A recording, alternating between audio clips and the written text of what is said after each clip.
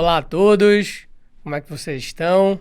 A gente está aqui em mais um episódio do nosso podcast, o Talking Tax. Dessa vez com a nossa última gravação da nossa primeira temporada sobre reforma tributária.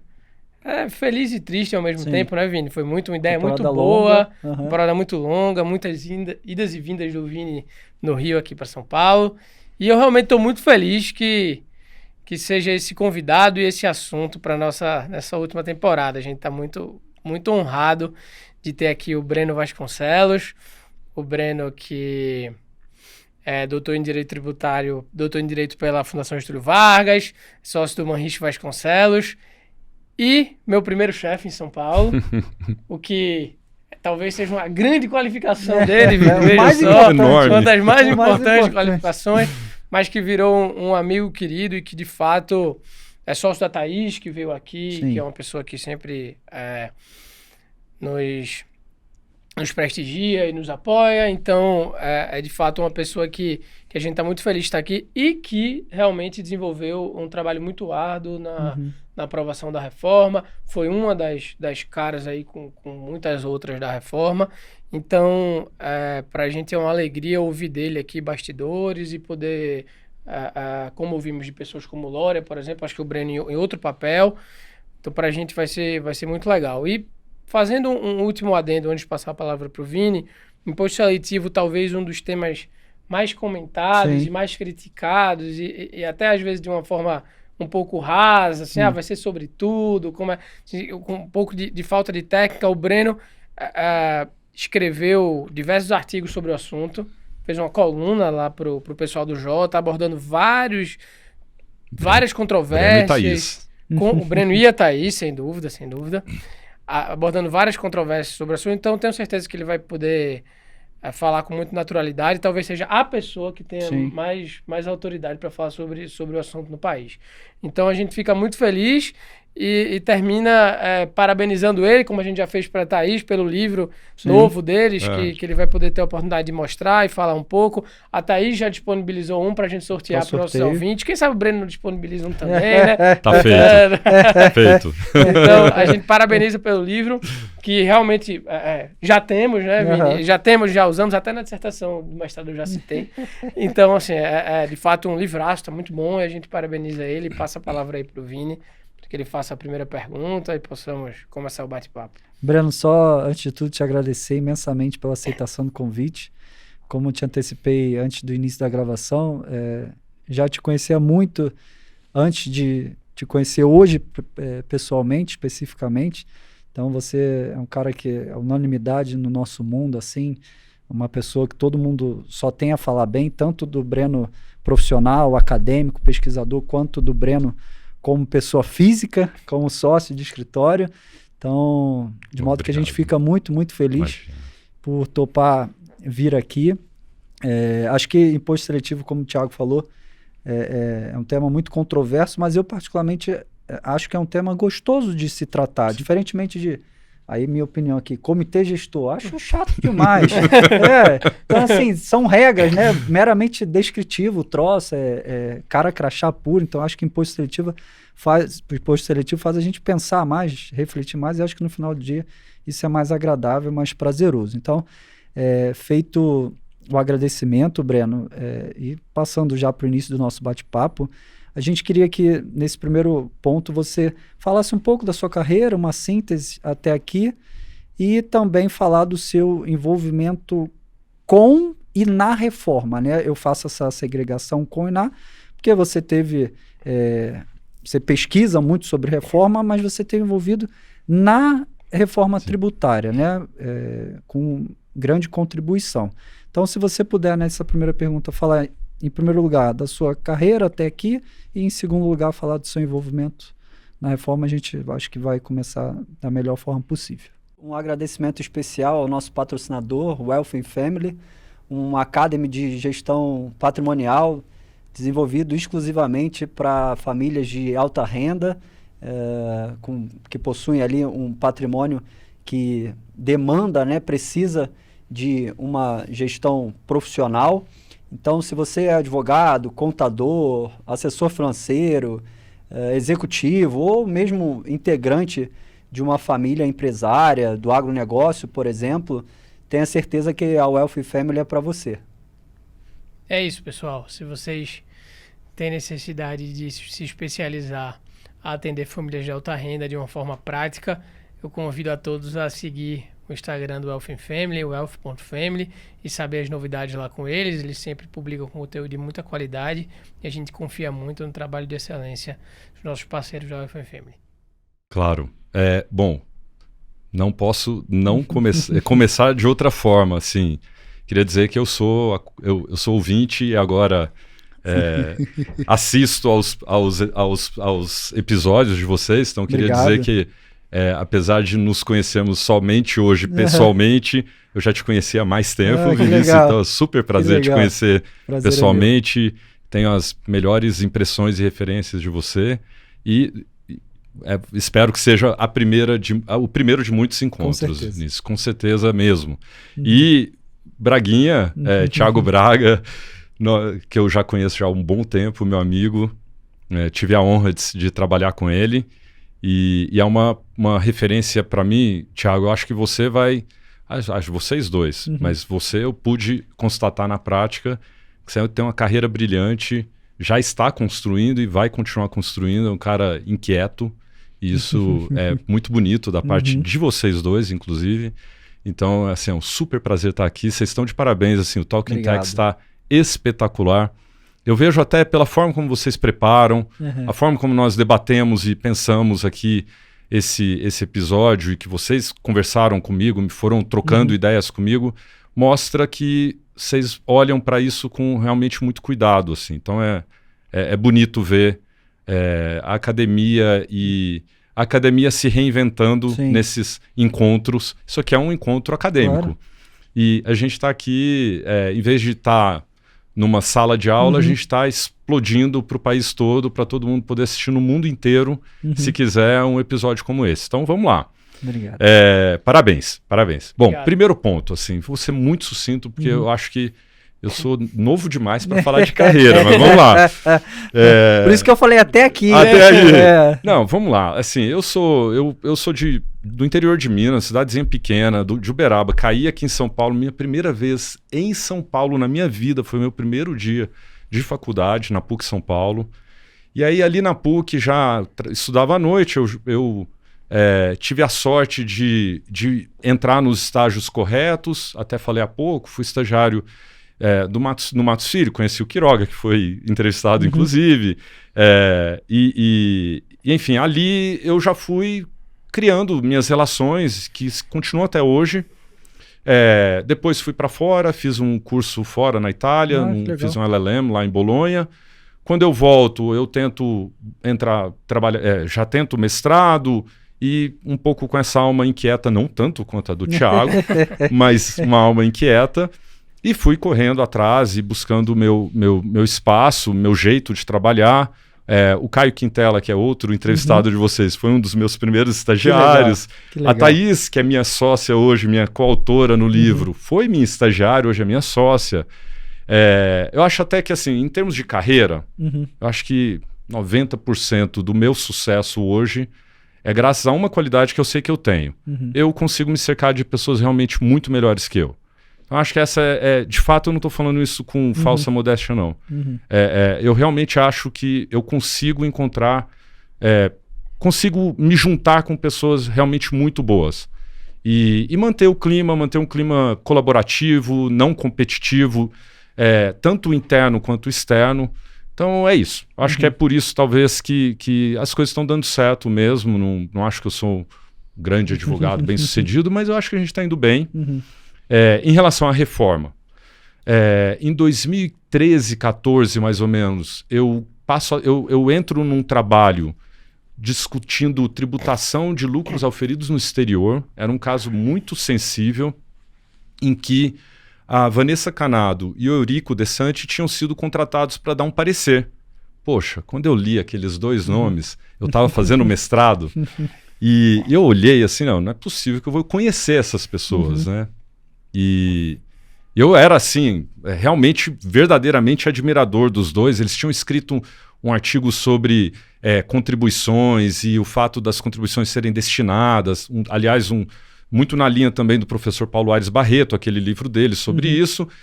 E eu estava lá maravilhado, e a gente fez uma reunião, e a reunião, sabe quando a alma casa, assim, o santo bate? Meu santo bateu com um deles, eu não saí mais da GV, e logo depois, em 15, 16, o Eurico criou uns encontros na FGV, ali na Rua Rocha, na antiga Rua Rocha, que ele juntava economistas, advogados, auditores fiscais, e era de manhãzinha, eram 2 vezes por semana, ou 1 vez por semana, já não me lembro mais, e debatendo reforma tributária, algo que ainda era assim, os primórdios mesmos dos debates. Então ali estava o Bernardo Api, o Isaías Coelho, o Nelson Machado, o núcleo do CECIF, a Vanessa Canado, tinha advogados, a Gabriela Conca, o Aldo de Paula, o Gustavo Amaral. Peroba, acho que tava... O Peroba, pronto, o Peroba era outro que era bastante presente. Os auditores fiscais, que eu me lembro muito bem, o Ângelo De Angelis, o Rodrigo Frota, 2 cabeças assim, realmente conhecem tudo de CMS, e um economista que era o Nilson Oliveira, e ali acontece algo muito legal, assim. A gente começa a debater, nós advogados, a gente começa a debater reforma tributária sob a ótica do direito tributário, sob a ótica do dever ser, né, normativa. E ali, quando eu estava ali sentado do lado do Nilson Oliveira, por exemplo, que é um baita economista, e aí ele começava a fazer comentários nos nossos debates sobre o ser. A economia olha como as coisas são, como as coisas acontecem, não aquela coisa programática. A gente pensa uma norma constitucional, vai acontecer tal coisa. Tudo bem, pode até ser, mas a economia é que vai estudar se aquela norma efetivamente surtiu seus efeitos. E aquilo dá uma quebrada na minha lógica de pensar. E aí, na sequência, passam-se 2 anos, eu me aproximo ali do Marcos Lisboa, então presidente do INSPER, um super economista, e começo a conversar com outros economistas, a Zeina Latifi, o Marcos Mendes, o Sérgio Gobetti, o Rodrigo Orair, e a minha cabeça vai se abrindo para essa lógica de pensar a reforma tributária não somente sob a ótica do direito tributário, mas sob a ótica do estudo da tributação como um fenômeno mais amplo. Isso foi muito importante para a minha formação, então hoje eu sou muito grato porque eu consegui desenvolver meus estudos em direito tributário e consigo também debater tributação como uma coisa mais geral, olhando sob o lado sociológico, econômico, pela ideia de que pessoas reagem a incentivos. Eu acho que essa foi uma frase que me marcou muito e me acompanhou nesse livro, me acompanha hoje em tudo, né? As pessoas reagem a incentivos. Não adianta você pensar que você vai definir uma determinada norma e que só por aquilo existir, só por aquela programação que você teve inicial, aquilo vai acontecer. Não, você precisa pensar os incentivos que a norma vai criar. Então foi essa a ideia, foi assim que eu entro na reforma tributária. A gente acabou mergulhando de cabeça em reforma tributária, nos trabalhos, acho que o Thiago viveu um pouco disso também. Muito do que nós fizemos foi acompanhar os textos que eram apresentados e debater com clientes, entidades, empresas, melhorias que poderiam ser feitas, um ambiente muito colaborativo mesmo, e paralelamente trabalhando na academia, estudando experiência internacional, fazendo algum papel de divulgação dos benefícios que a reforma tributária traria para o país. A gente acreditava, e a gente ainda acredita, que a reforma tributária vai trazer ganhos econômicos de desenvolvimento econômico para o país. Então essa era a nossa intenção ali do lado acadêmico e do lado da advocacia, obviamente tentar desenhar o sistema da melhor forma possível, não só pensando no interesse do cliente, claro, é importante, óbvio, mas sempre também olhando, olha, não, vamos entender como que é lá fora, vamos entender assim, é assim mesmo? Cliente, lá fora isso não funcionou, vamos levar uma solução diferente? E é isso esse foi o nosso trabalho na reforma e que a gente continua agora na regulamentação. Falei muito, né? Desculpa, não, gente. Não, de jeito nenhum. O tempo que quiser. Um adendo importante aqui, pessoal. A bateria do meu celular caiu. O celular é velho, porque eu fui assaltado e aí eu tô com o do ladrão aqui com pouca Em bateria. São Paulo, em São Paulo, não foi no Rio. Cuidado nas ruas de São Tem Paulo. aqui o Você, meu- foi você foi assaltado ou você fez uma permuta? Não, Você fui, tá- eu fui de fato assaltado, mas tô bem, já faz um tempo. Aí ele me sacaneia por causa do Então, papel, Vini, mas Vini, hoje tá aqui, ó. Vai tocando as perguntas. Claro, com então, certeza. E eu vou batendo bola com o Breno, Com porque eu vou certeza. terminar falando demais, porque se eu não tô perguntando, eu vou querer falar muito. Mas, Breno, a gente vai faz essa gentileza, Vini, por favor. Claro, com certeza. Mas o segundo ponto, já adentrando na parte técnica do imposto Vamos lá. seletivo, e ainda no texto constitucional inicialmente, né? A gente tem lá previsto no texto constitucional, e aqui eu fiz questão de descrever, né, que a incidência do famoso IS, famoso IS, na produção, extração, comercialização, importação de bens e serviços prejudiciais à saúde ou ao meio ambiente, e aí sim nos termos de lei complementar. Isso deu muito pano para manga. Acho que nós já fizemos referência aqui ao... Eu não me recordo se foi um artigo mesmo, formal, ou se foi uma mera postagem do professor Schweire no LinkedIn falando que talvez a única que escaparia do imposto seletivo seria a rúcula orgânica, e que ele havia dito ao professor Eurico, e ambos haviam tido ali um debate interessante. Então, de forma muito objetiva, assim, o que a gente queria escutar de você é se você considera que a redação foi boa, tá? Ou se talvez não tivesse como ter outra redação. E se, no segundo aspecto, acho que isso ficou muito difundido também, a incidência nos produtos ultraprocessados. Acho que há uma dúvida muito grande, principalmente das pessoas não relacionadas ao direito tributário, fora do nosso mundinho aqui. Os alimentos lá, os produtos ultraprocessados, vão ter a incidência ou não vão ter a incidência, né? A gente tem ali, falta ainda uma regulação pela lei complementar, né? Então, que a gente vai falar em seguida, mas especificamente, de forma objetiva, não precisa se limitar, claro, a esses dois elementos, mas se você considera uma boa redação, se eventualmente tinha como vir de outra forma, e se o imposto seletivo vai incidir sobre esses produtos ultraprocessados. Vini, assim... Desculpa te chamar já de Vini, Por mas favor, já somos amigos. Por favor. Eu não gosto da redação do artigo 153, inciso 7, e depois lá o parágrafo, inciso 8, e depois o parágrafo 6º. Eu não gosto. Tá. Já explico o porquê. Mas e essa é uma anotação que eu precisei fazer aqui para não me esquecer. Na redação original da PEC 45, que foi elaborada lá pelo CECIF em 2018 e apresentada em 2019, olha como estava a previsão do imposto seletivo na Constituição. É o imposto com finalidade extrafiscal destinado a desestimular o consumo de determinados bens, serviços ou direitos. That's it. Nada mais. Era melhor. E aí foram acontecendo algumas alterações. Comissão Mista da Reforma passou a tratar que seria sobre cigarros, bebidas alcoólicas e outros produtos considerados prejudiciais à saúde ou ao meio ambiente. E, na sequência, o deputado Aguinaldo Ribeiro, que foi o relator da PEC 45, tirou esses exemplos do texto. E eu acho que ele fez corretamente, acertadamente. E previu também ali a possibilidade do seletivo estar na base do IBS da CBS, que é uma questão importante para a neutralidade do imposto.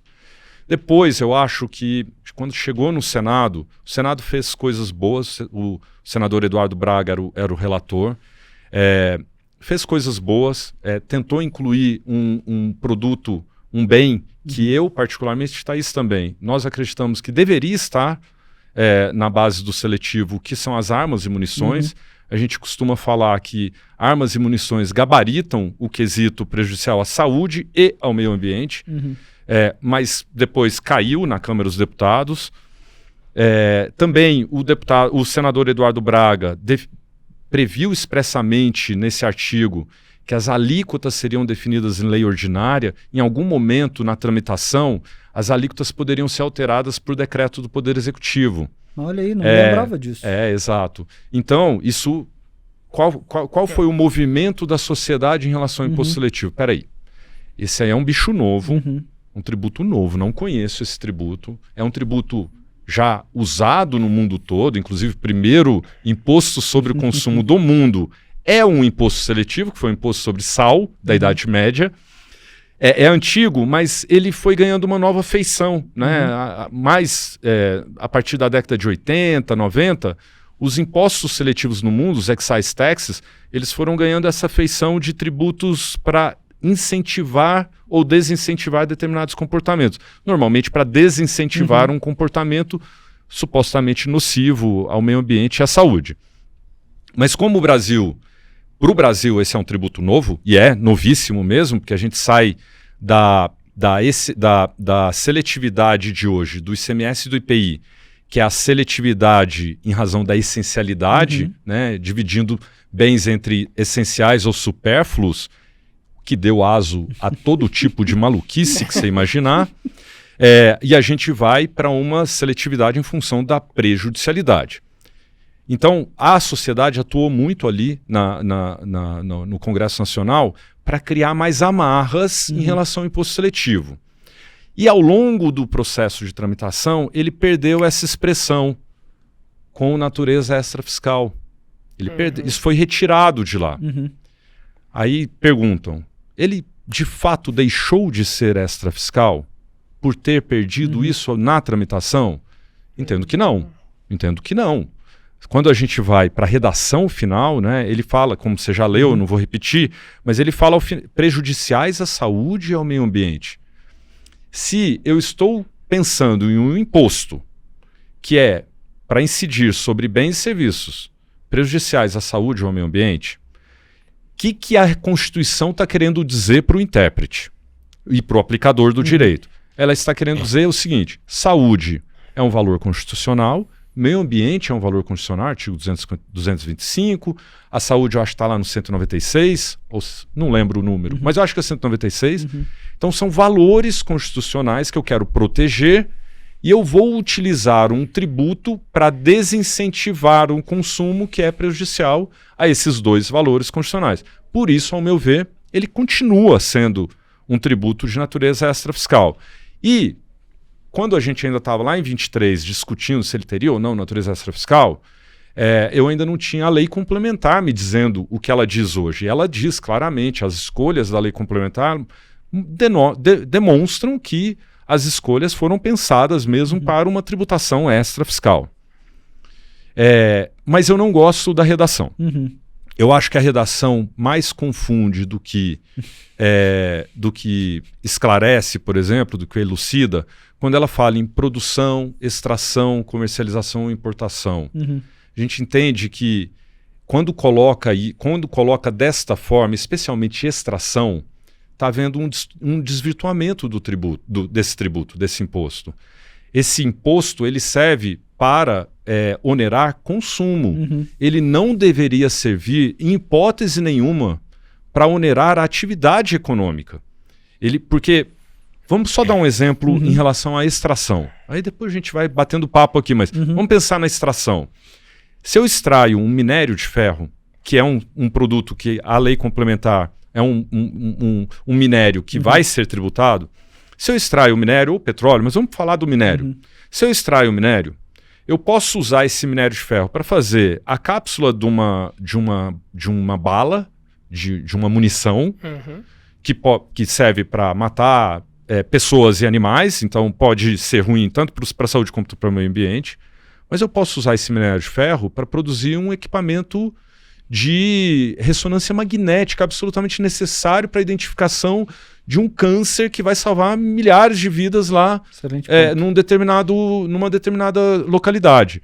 Então, assim, eu não tenho como, a princípio, saber na extração se aquilo será prejudicial à saúde ou ao meio ambiente. Mas a extração em si é prejudicial ao meio ambiente. Mas quando a gente olha para a redação da Constituição, ela não permite que a extração seja tributada por ela ser prejudicial ao meio ambiente, porque a Constituição fala, quando ela fala em produção, extração, comercialização ou importação, ela está se referindo aos bens. E quando ela fala e serviços prejudiciais à saúde ou ao meio ambiente, a extração não é um serviço.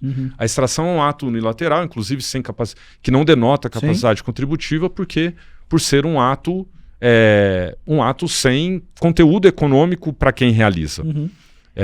Então, eu acho que a redação nesse ponto ficou ruim. Acho que a redação ali, quando a gente vai para baixo, no inciso 7 do parágrafo 6º, também ficou ruim, porque aquele independentemente da destinação... Bom, a gente pode chegar lá, mas enfim, eu acho que tem vários pontos. Agora, tem outros pontos bons. Não integra a própria base, será imune, né? Terá imunidade, desculpa, terá imunidade nas exportações, não vai incidir sobre energia elétrica e telecom, isso também ficou claro. A monofasia é algo bacana, porque é assim que tem que ser mesmo. Ele incide normalmente na primeira etapa do fornecimento, no mundo todo é assim, que aí ele vai carregando como custo irrecuperável ao longo da cadeia. Então ficou boa e ruim. Mas poderia ficar pior também, tá, gente? É o custo do processo. E aí, Vini, você fez a pergunta que eu não te respondi, dos alimentos ultraprocessados. Os alimentos ultraprocessados não entraram na previsão de incidência tanto da emenda constitucional quanto da Lei Complementar 214. E aí, a pergunta que se faz é a seguinte, por que eles não entraram? Tem hipóteses. A hipótese eu acho que a mais plausível houve um trabalho de grupos de interesse suficiente para bloquear essa inclusão, assim como aconteceu em relação a armas e munições. Mas a pergunta que não me foi feita, que eu vou responder deveriam entrar? E aí entra um ponto, não sei. Não sei mesmo. Por quê? Qual que deveria ser o sarrafo para decidir se um bem ou um serviço vai sofrer a incidência do imposto seletivo? É haver um relativo razoável consenso científico de que aquele bem ou serviço é, de fato, prejudicial à saúde e ao meio ambiente.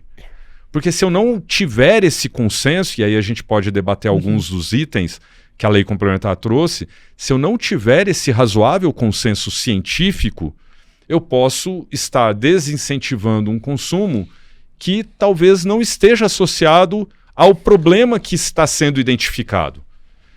Então, a questão é essa, a discussão, até o termo ultraprocessado é um termo que foi criado por um pesquisador brasileiro, muito respeitado, mas há polêmica, é um pesquisador aqui, acho que da USP, mas há dúvidas, há polêmicas, o que significa, o que é ser ultraprocessado?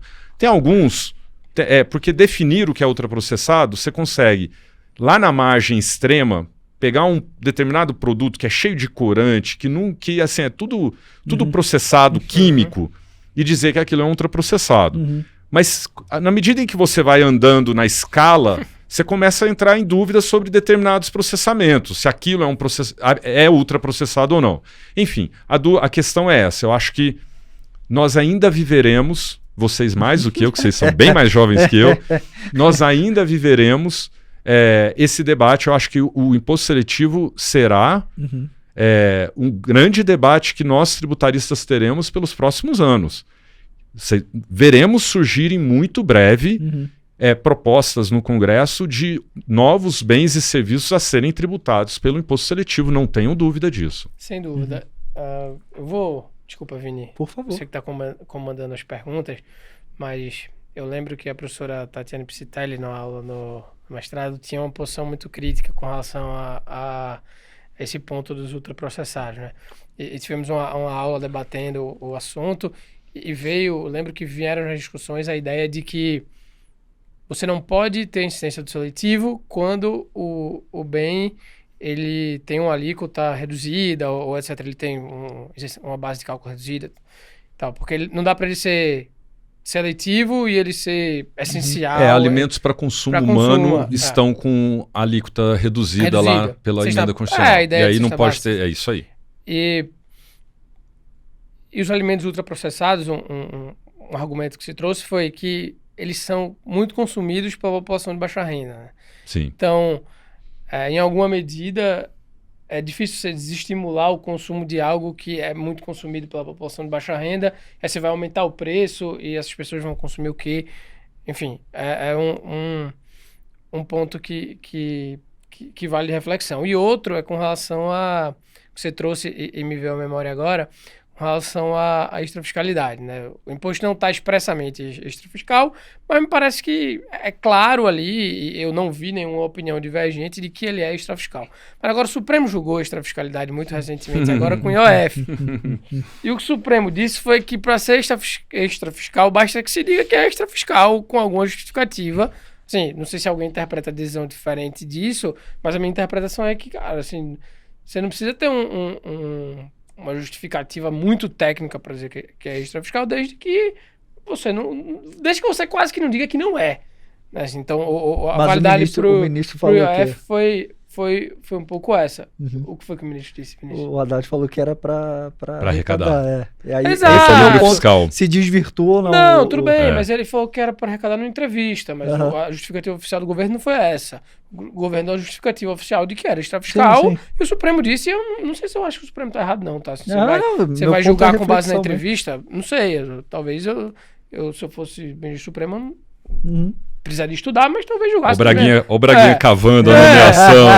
Aí, Lula, fica atento aí. Mas assim, e você muito bem disse agora que vários projetos de lei pode ser que venham para incluir ou retirar determinados bens. Então, é claro que a gente sai da ideia do IOF que você pode aumentar a alíquota por decreto, o que é bom, porque eu não sabia que existia essa possibilidade, talvez, de existir no seletivo. É verdade, eu tinha esquecido disso. Não mais. Não mais, morreu, a gente mas isso sai, foi ventilado. Mas eu não lembrava que tinha sido ventilado. Lá na origem. Lá na origem, muito bem.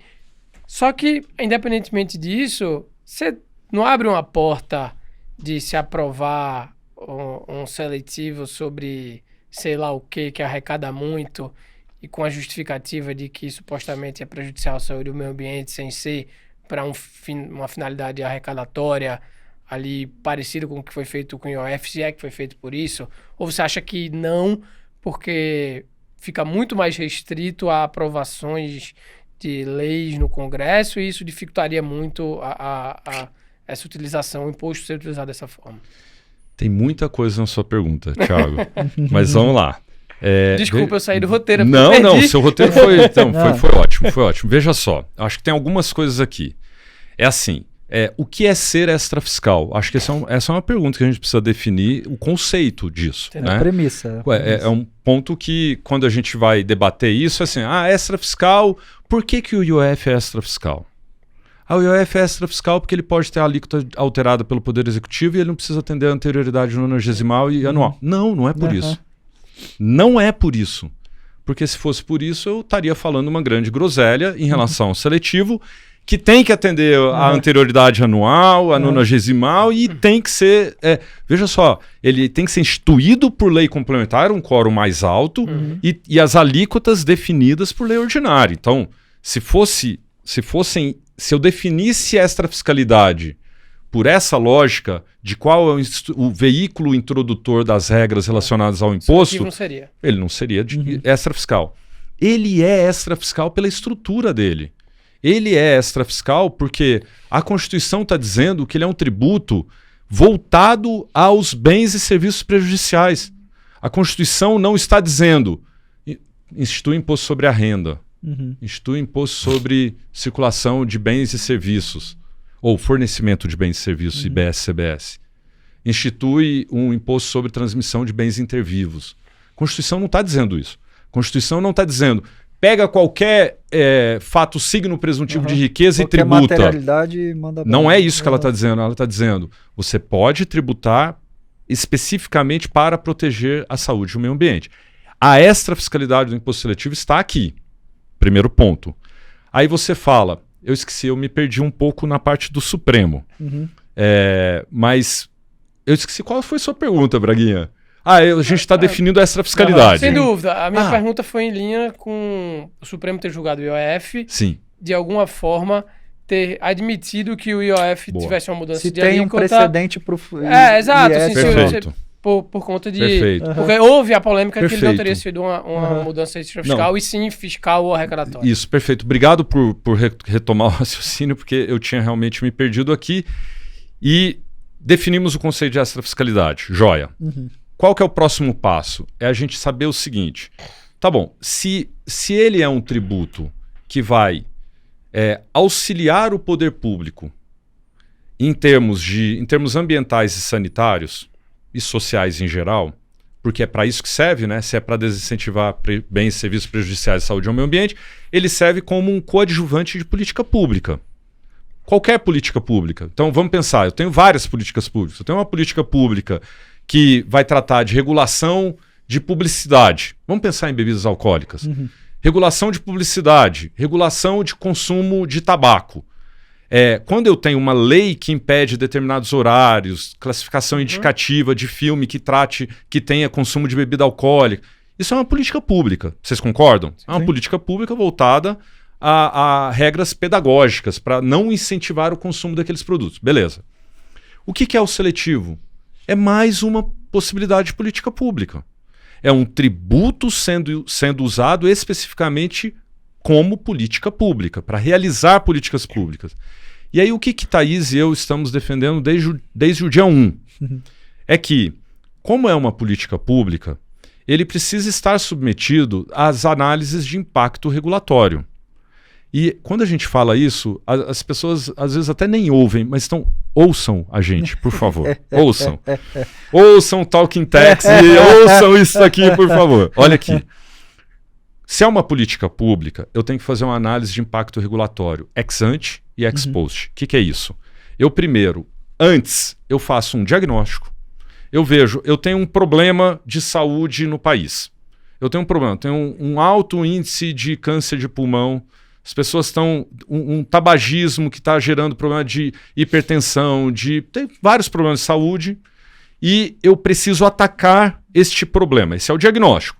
E aí, com base nesse diagnóstico, eu defino, quais serão as formas de enfrentar esse problema. Aí eu pego lá, defino diversas políticas públicas com vários players interessados naquele tema, ministérios, secretarias de saúde estaduais, municipais e tal, e elaboro um grande plano de ação de combate ao tabagismo. O então ministro da Saúde, José Serra, ele fez isso no Brasil. O Brasil teve uma redução enorme de consumo de tabaco. Isso é análise ex ante. E aí como que eu falo? Não, eu vou fazer isso, eu vou sair de A para chegar a B. A é um consumo alto e B é um consumo baixo. E aí eu implanto as políticas públicas. Então, eu entro com o meu marco regulatório. Então, eu tenho análise de impacto ex ante, eu tenho um marco regulatório e algum tempo depois eu faço uma avaliação ex post para saber se onde eu queria chegar, se eu cheguei.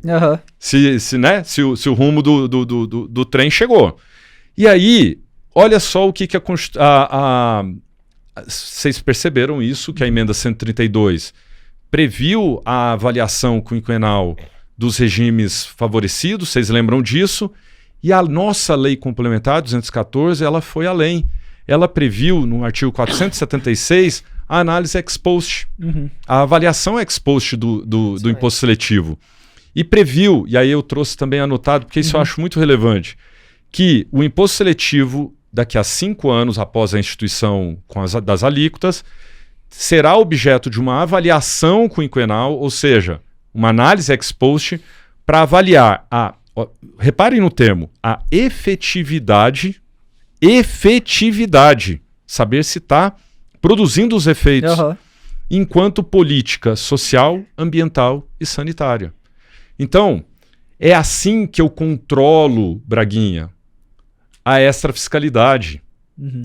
Eu não vou permitir, com essas amarras, a Constituição e a lei complementar, é com essas amarras que a gente impede que vire a panaceia da arrecadação ou o baú do tesouro dos estados, porque vocês precisam se lembrar que a União fica só com 40% da arrecadação do seletivo. Os outros 60 são para estados e municípios, que é a regra de repartição de receitas do IPI. O seletivo é cobrado pela União, mas não fica no caixa da União 100%. Então, vai haver, não tenho dúvida, vai ter pressão, muita pressão, porque IBS e CBS, se você aumenta a alíquota, você fala diretamente com o cidadão eleitor do seu território, IBS. Imagina, o município de Uberlândia, cidade natal do nosso amigo Vinícius, que todo mundo achando que ele é carioca, ele não é carioca. Já falei ele isso é uberlandense. E eu sou uberabense, então a gente tem aqui uma certa rivalidade e amizade. É Triângulo Mineiro. É Triângulo Mineiro, isso que importa.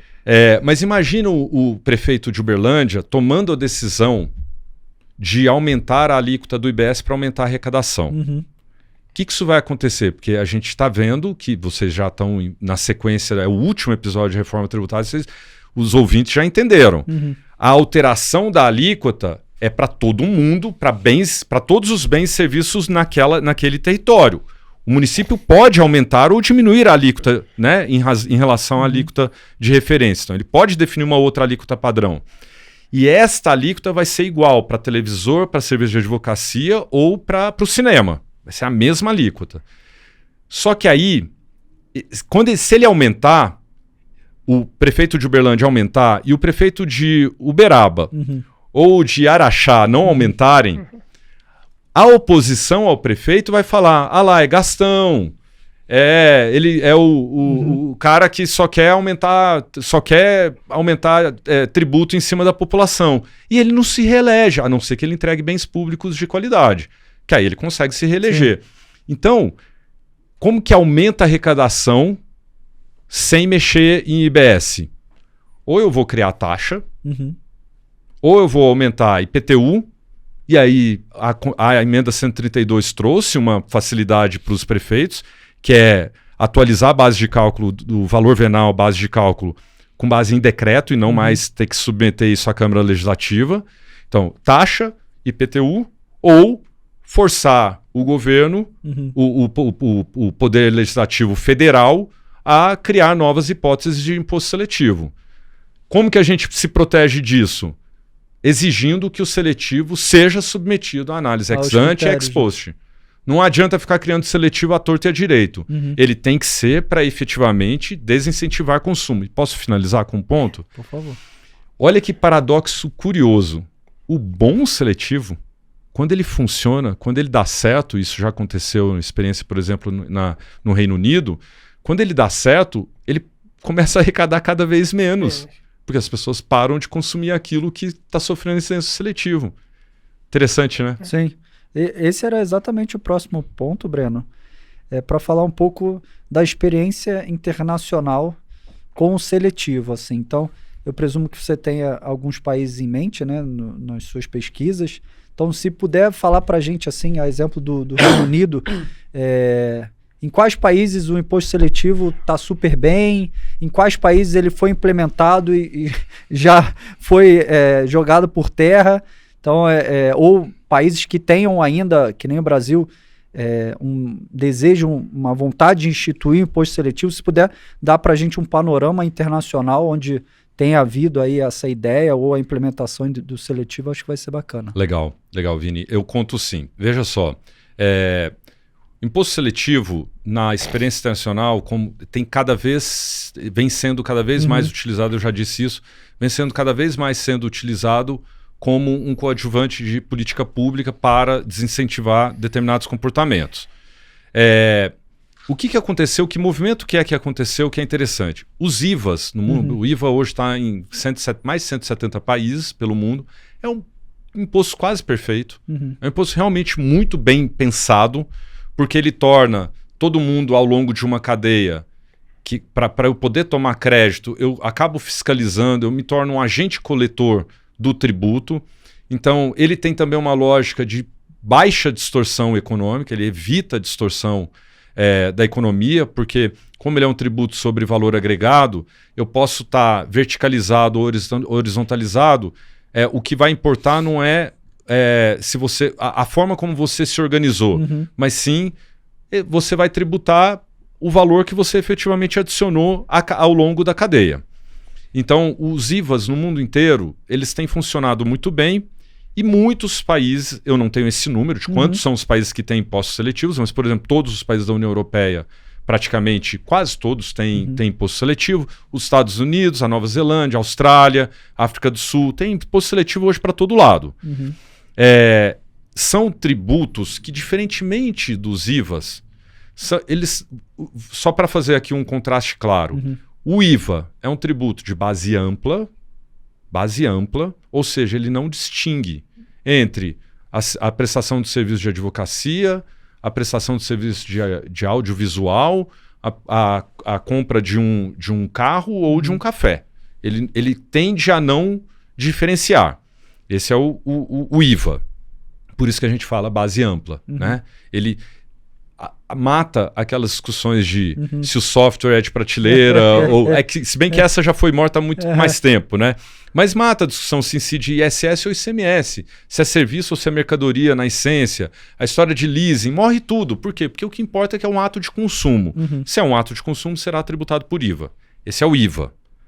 O IVA, ele é não discriminatório, ele é base ampla. O seletivo, ele é discriminatório na essência. A intenção dele é discriminar exatamente para produzir uma determinada, um determinado efeito. E o que tem acontecido no mundo todo que a gente tem observado? E falando com professores, a professora Rita Della Fera é uma grande referência também nesse tema. Tem um autor que a gente cita muito no nosso livro, que é o Sybren Nossen, que é um professor que conhece muito também de imposto seletivo, tem muitos textos sobre isso. Os impostos seletivos no mundo, eles têm 3 focos grandes hoje, muito claros. Tabagismo, bebidas alcoólicas e combustíveis fósseis. Cada um com sua externalidade negativa específica. Mas aí você vai ter outras coisas também. Existe imposto seletivo sobre café. Olha aí. Existe imposto seletivo sobre café. Eu acho que foi em um país europeu. Eu tô com um receio de chutar a Dinamarca, mas é possível que seja a Dinamarca. O México criou imposto seletivo sobre a bebida açucarada. É ultra polêmico, ultra controverso se deu certo ou se não deu. Por quê? Porque o fator que você quer atacar com um imposto seletivo sobre bebida açucarada normalmente é a obesidade, problemas de diabetes, né? E esses problemas não são... não tem um único fator que leva... É complexo. Ele é multifatorial, exato. Então o que a gente vê na experiência internacional é que esses 3, desde o primeiro dia, desde o dia que saiu o primeiro texto da PEC 45, eu já falava com os nossos clientes, não tem erro, isso aqui bebida alcoólica, tabaco e combustíveis fósseis vai estar no seletivo porque é difícil não estar. Aqui há um consenso científico, há um consenso. Então é isso que a gente vê. Isso é uma coisa importante, tá? Apesar de ser um tributo novo para o Brasil, eu já disse isso, ele não é novo no mundo. Então, a gente pode se beneficiar como estudantes, como acadêmicos, a gente pode, e debatedores, advogados, a gente pode se beneficiar de textos de pesquisas empíricas muito qualificadas que tratam de imposto, da aplicação de imposto seletivo pelo mundo todo. Procurem na OCDE. A OCDE tem textos muito bons, tem relatórios muito bons sobre excise taxation, que é o termo que aparece lá. A OMS tem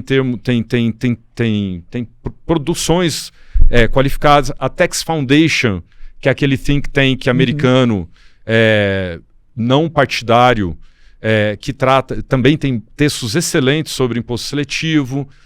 O FMI, o Banco Mundial tem relatórios bons sobre seletivo. Aliás, o Banco Mundial publicou muito recentemente, agora em maio ou junho, um relatório para auxiliar o Brasil a definir como vai ser o seu imposto seletivo.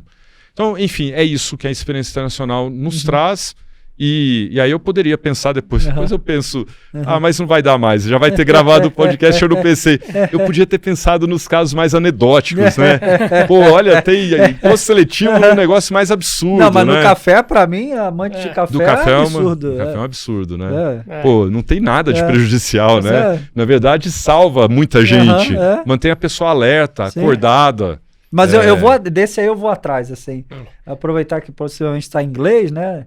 Então, se tivesse, sei lá, em russo seria mais difícil, mas tem muita curiosidade de alemão estudar. Você tá aprendendo, né, gente? Arranhando ainda. Mas tem muita curiosidade de ver esse daí, de ver as razões, né? Que às vezes a gente presume assim, naturalmente Dinamarca é muito fora da nossa realidade, né? Dos países mais desenvolvidos do mundo, e às vezes você encontra um fundamento, tu lê, encontra e fala, pô, verdade.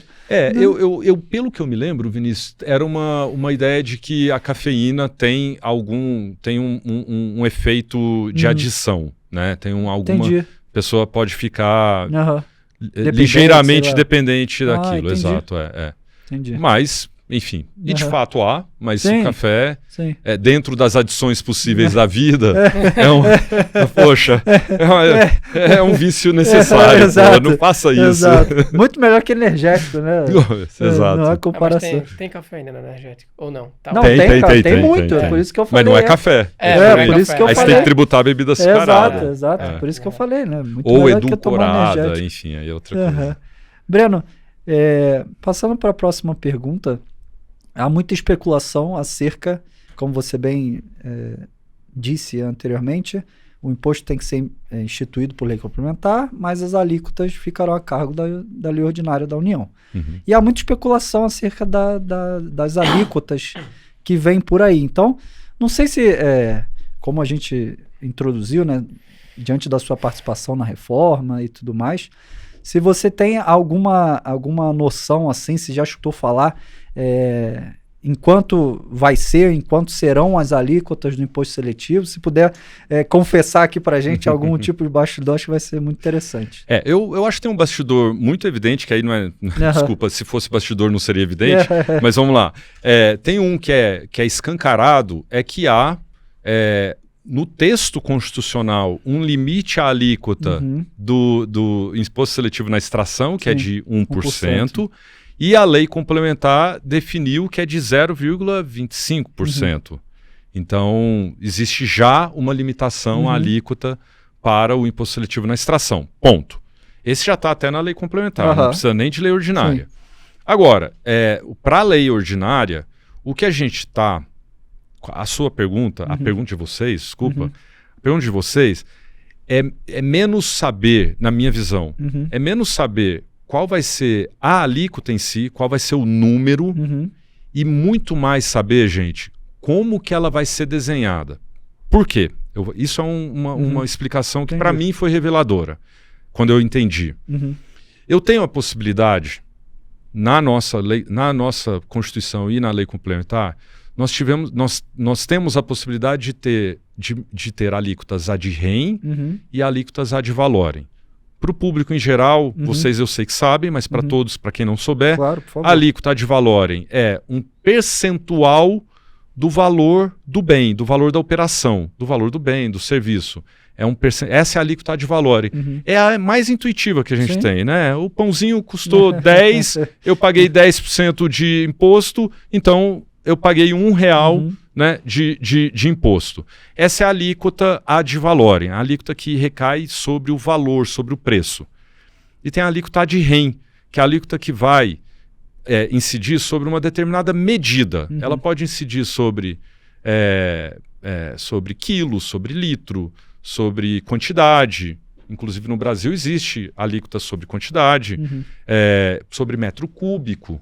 A história de etanol, o etanol produzido pelas usinas alcooleiras, sucroalcooleiras, tem um PIS/COFINS incidente com a alíquota de rem.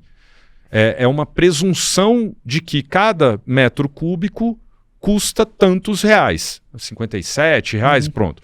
Então, a alíquota de PIS/COFINS é de 57 sobre cada metro cúbico. Eu não lembro o número exato, mas só estou dando um exemplo.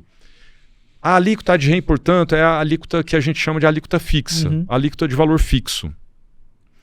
Definir, desenhar qual vai ser a alíquota de REN, qual vai ser a alíquota de valorem, se eu vou combiná-las, se eu vou só fazer incidir a alíquota de REN, se eu vou só fazer incidir a alíquota de valorem, faz toda a diferença. E essa é uma questão que é muito importante, porque eu posso ter um imposto seletivo que arrecada muito, mas que não resolve o problema de saúde ou de meio ambiente a qual ele se destina, ou um imposto seletivo que arrecada até menos, mas que resolve o problema de saúde ao qual se destina, cujo propósito inspirou sua instituição. Um exemplo rápido. Se eu crio um imposto seletivo somente, vamos pensar em bebida alcoólica, um imposto seletivo somente com a alíquota de valorem, o que eu estou dizendo em termos de política pública? Eu estou dizendo o seguinte, que bebidas mais caras serão mais tributadas proporcionalmente e bebidas mais baratas serão menos tributadas proporcionalmente. Então, eu crio uma diferença de valor que faz com que as pessoas que hoje consomem bebidas mais baratas não vão acessar as bebidas mais caras. E qual é o problema disso? O problema é muito simples. Bebidas mais caras normalmente também são bebidas de maior qualidade. Sim. São bebidas que usam insumos de maior qualidade.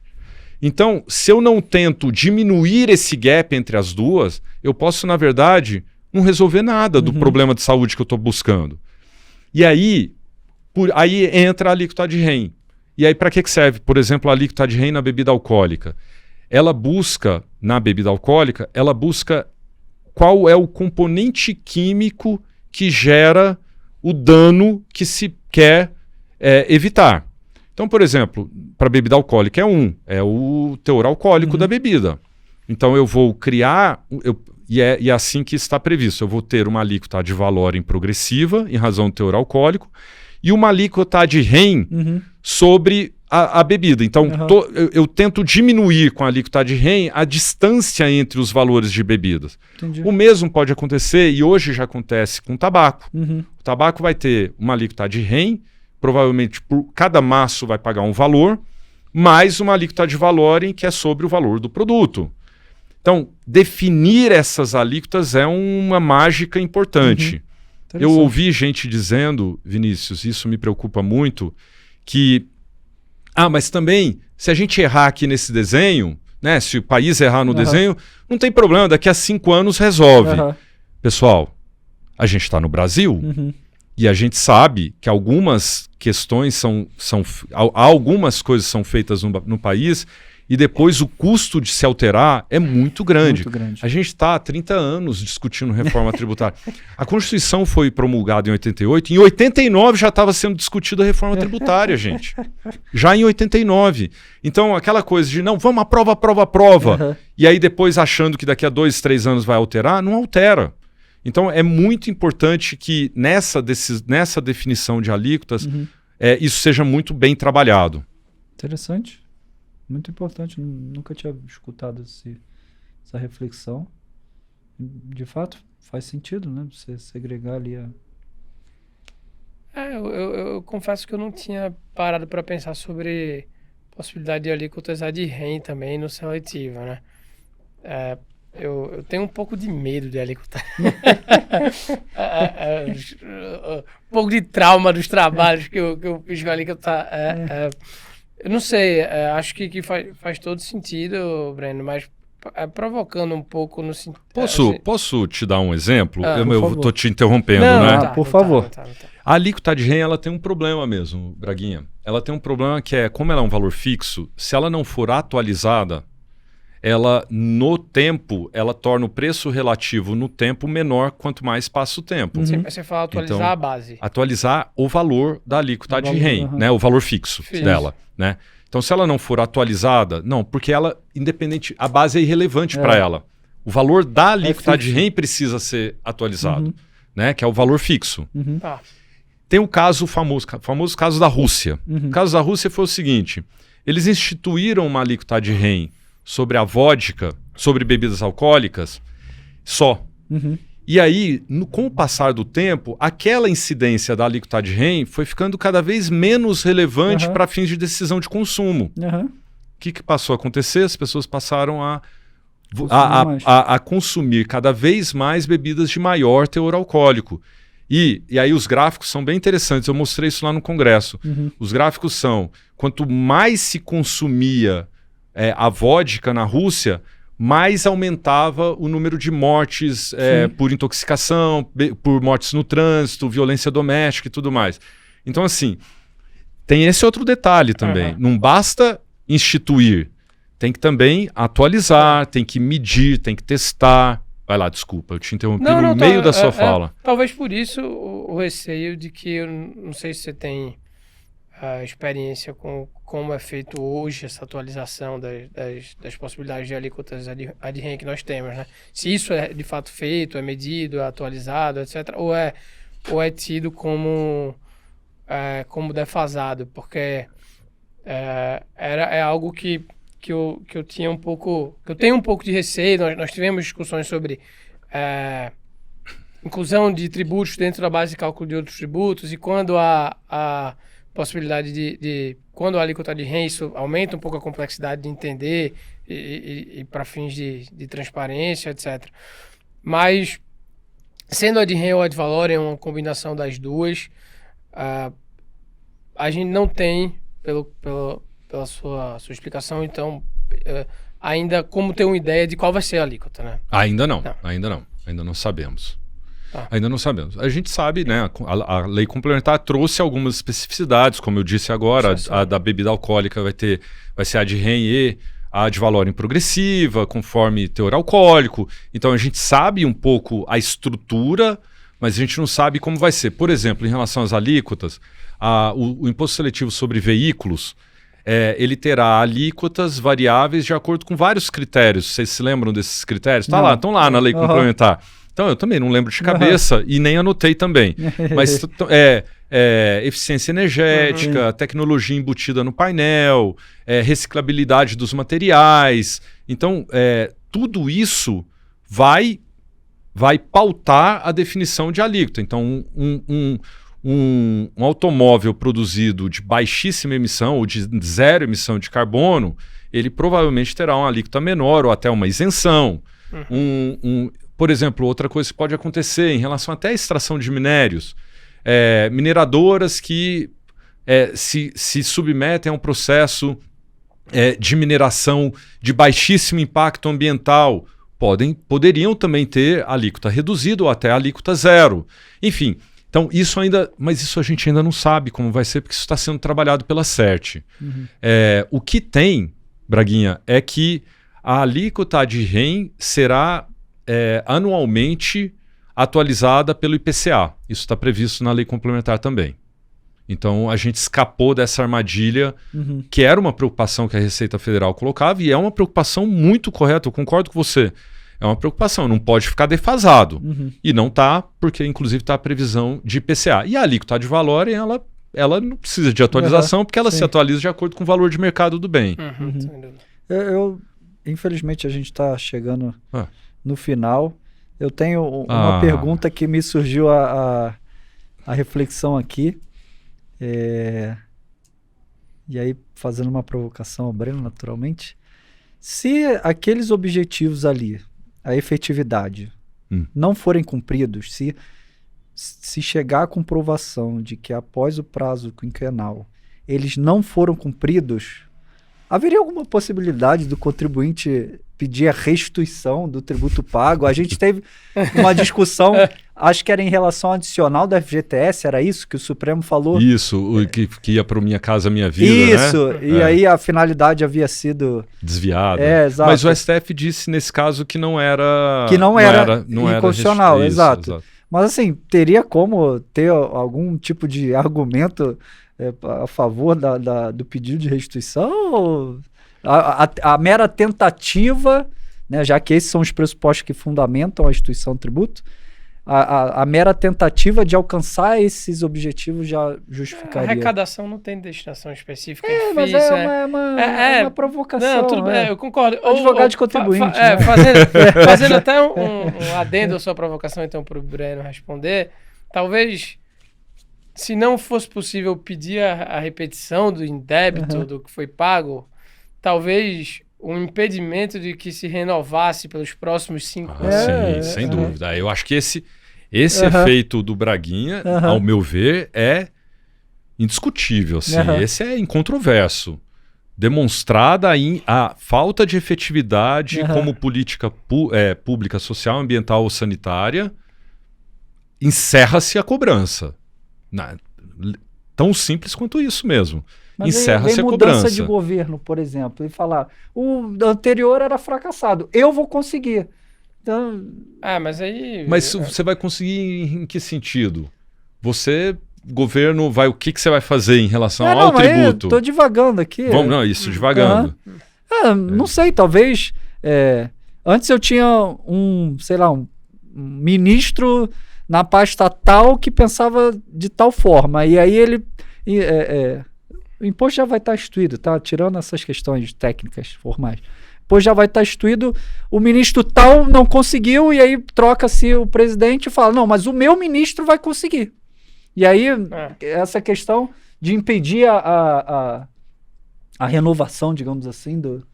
mas é porque, eu não sei se é uma questão de ser ou não ser um ou outro ministro, e mais na efetividade do próprio imposto em si, né?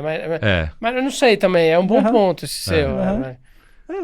Agora, respondendo você, Vinícius, assim, eu em princípio, assim, eu me aliaria à ideia de que encerra-se a cobrança. Mas o meu ministro, desculpa, está demonstrada a inefetividade, a ineficácia dessa política pública, ela precisa ser encerrada. Encerra-se a política pública. Aí, o outro passo da restituição, eu tenho um pouco de dúvida. Porque algum efeito surtiu. Sim, né? Claro. Agora, o efeito que se esperava não foi o suficiente, é uma coisa. Agora, não dizer que não surtiu nenhum efeito, que por isso eu tenho direito à recuperação do indébito, eu acho, assim... Eu tô forçando a barra, mas é muito boa a pergunta, é muito boa. Pedra, eu vou forçar, vai entrar na segunda edição do livro, pronto. Naturalmente eu tô forçando a barra, né? Eu sempre... Existe uma previsão, Vinícius, na Constituição, na emenda 132 ou na lei complementar, que a revisão quinquenal para IBS e CBS não gera direito à restituição. Olha aí, pensaram mas nisso. Mas para IBS e CBS, eu precisaria dar uma olhada aqui, não vai dar tempo, claro. Se para seletivo tem essa mesma previsão. Mas já pensaram, viu que pensaram? Sem dúvida. Viu que pensaram? Ainda bem, tinha bons tributaristas ali também. Muito bom. Não era só do lado de cá. Né? Muito bom. Mas, Breno, infelizmente, antes de passar a palavra... Será que a gente tem tempo para mais uma, Vini? Por favor. Você fez uma pergunta pro Caio, que fazia tempo que a gente não fazia para os nossos, nossos ouvintes, e eu gostei da sua ideia, apesar de você não ter alinhado comigo, né? Mas tudo bem. Foi provocação de um ouvinte, inclusive. Que a gente sempre perguntava lá no nosso saudoso Jovem Tex, para contar um caso, ou uma situação de uma carreira que foi emblemático, algo que você lembrou, etc. E a gente não combinou com você, Breno, mas se você conseguir lembrar, pode ser qualquer caso da sua carreira. Eu tenho com você, que eu lembraria. Mas que algum momento ali de discussão na reforma, emblemático ali com os deputados, alguma coisa de bastidor, ou alguma coisa com cliente, que você tenha... putz, isso aqui foi um desafio, foi engraçado... Foi marcante, você, né? Constrangedor. Isso que o povo gosta. Né? De bastidor. Vocês querem fofoca? Não precisa denominar as pessoas, as partes envolvidas. Mas deixa eu entender uma coisa da pergunta, só para a gente enquadrá-la. Referente à reforma tributária ou referente à minha vida?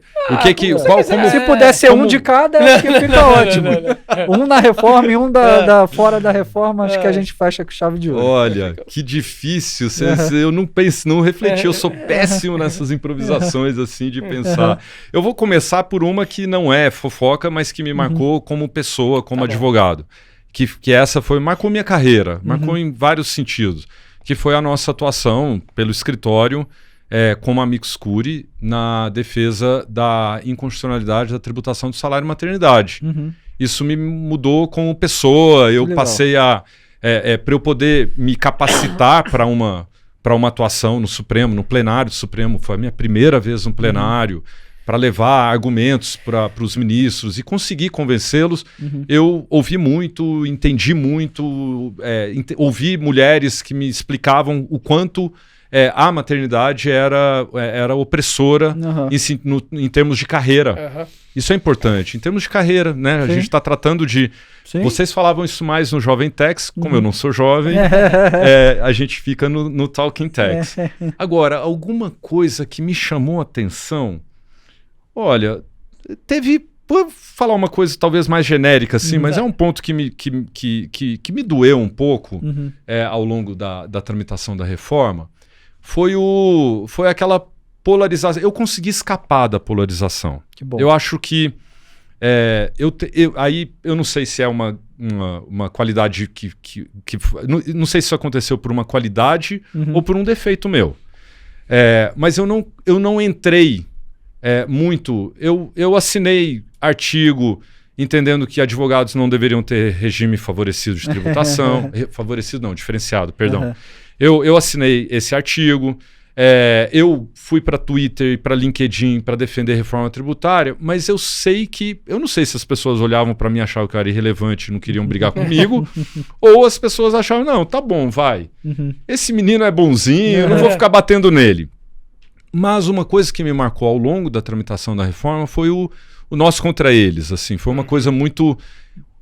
que eu fiquei triste, de verdade. Assim, eu poderia dar vários exemplos, mas, enfim, às vezes eu vi ataques abaixo da cintura.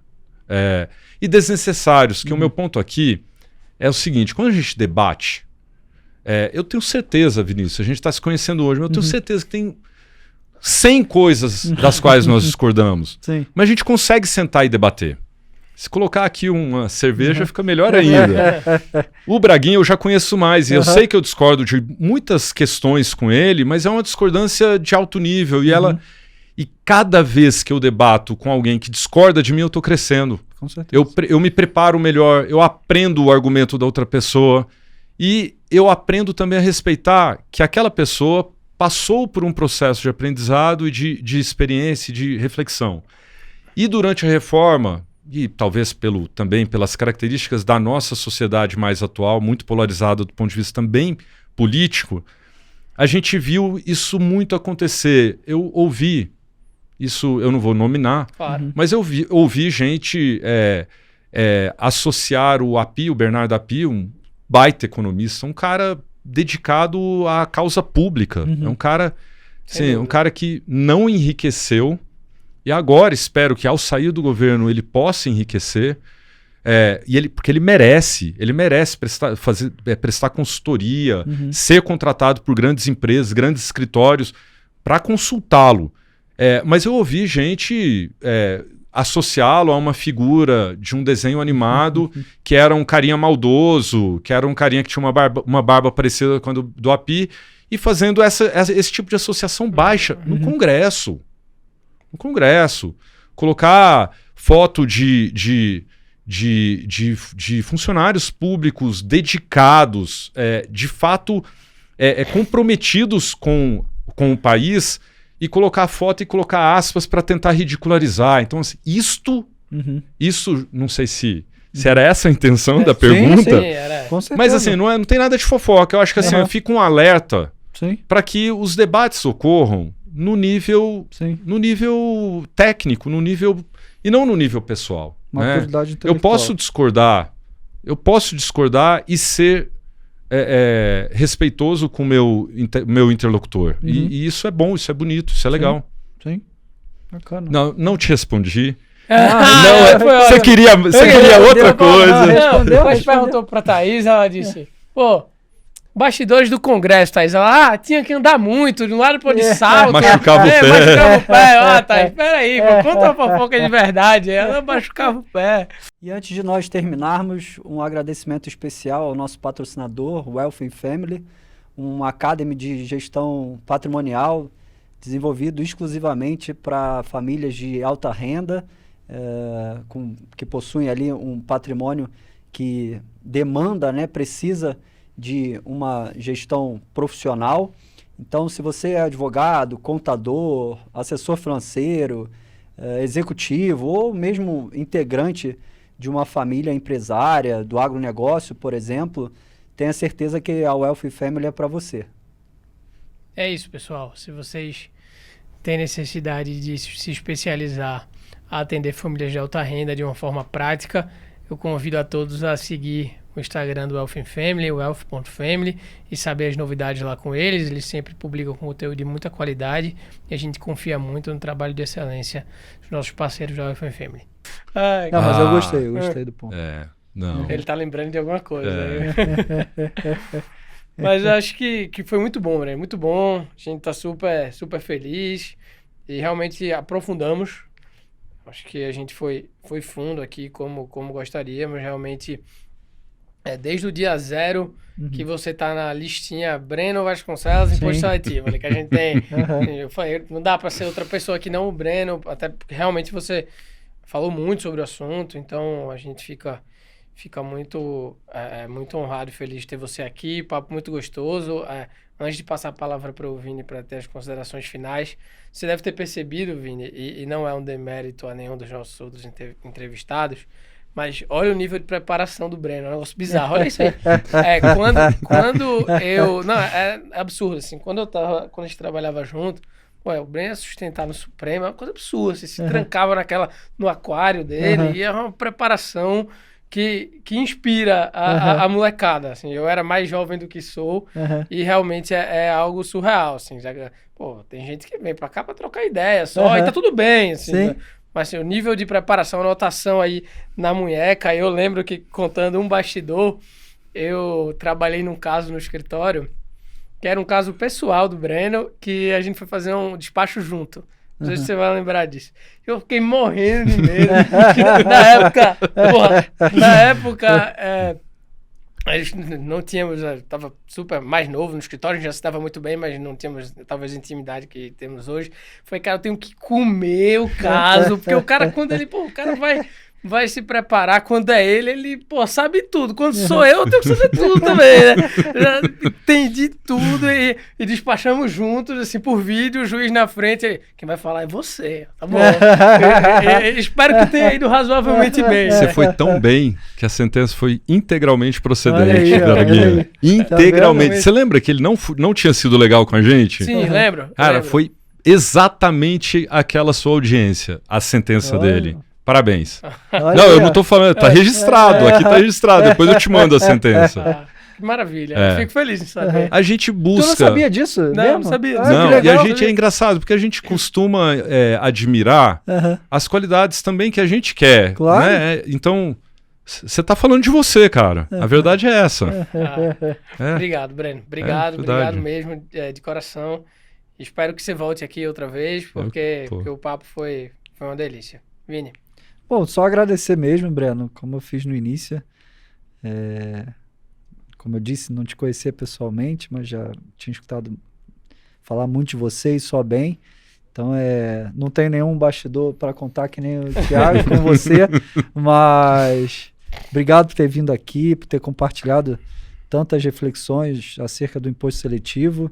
Eu tomei algumas notinhas aqui para pensar depois, eventualmente perguntar e trabalhar mais o argumento, o assunto. Então, muito, muito obrigado mesmo. E reiterando o convite já imediato, mas para uma data futura, para você retornar aqui, quem sabe já com algumas implicações, alguns efeitos do imposto seletivo. Acho que vai ser super bacana. uma segunda, terceira, quarta temporada. Então, cara, muito, muito obrigado. Adorei o bate-papo e é isso. Eu digo mesmo, foi um super prazer te conhecer, super prazer te rever, Thiago. Vocês são inspiração para nós, mesmo para nós mais velhos. É muito bonito ver o trabalho que vocês estão fazendo, com a qualidade, com o cuidado, com a preparação e, assim, vida longa ao Talking Techs e a atuação de vocês como brilhantes advogados que são. Muito obrigado, gente. Foi um super prazer. Obrigado, gente. Pessoal, muito sigam obrigado, aí o Talking Techs, por favor. E aguardem a clica no sininho. Sininho, like. Se e é o final da nossa temporada, então a gente tá muito feliz, a gente agradece muito. Muito legal, não foi, Vini? Muito legal. A gente tava um pouco receoso, eu confesso, de parar, Breno, o formato de entrevista e trazer um papo um pouco mais técnico. A gente tinha um pouco de receio de ficar maçante, da gente não conseguir trazer a leveza necessária, mas ultra modéstia à parte, talvez a gente tenha conseguido fazer com que a coisa fluísse de uma forma técnica o suficiente, não rasa, mas também não pedante ou maçante. Então, muito mais mérito dos nossos entrevistados. Sem dúvida, sem dúvida. Mas tentamos e acho que conseguimos. Então, obrigado, Breno, mais uma vez. Pessoal, obrigado pela audiência de vocês. Foi um prazerzão essa temporada e a gente se vê por aí. Tchau, tchau. Um abraço. Tchau.